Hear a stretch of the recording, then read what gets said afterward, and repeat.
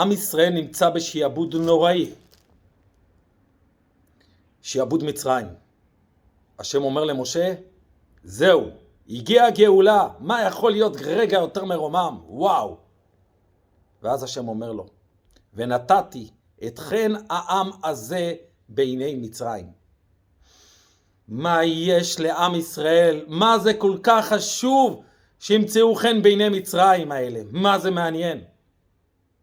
אותו הם באטמוספירה חדשה שהמצרי ממש לא מעניין אותו. אבל רואים כאן יסוד. אם זה העולם שלך,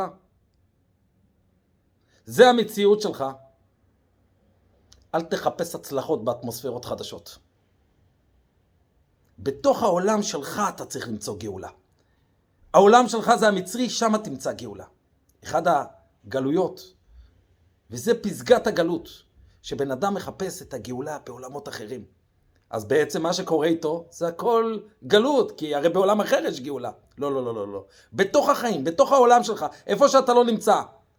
בתוך למצוא חן בעיני מצרים, שמה נמצאת הגאולה.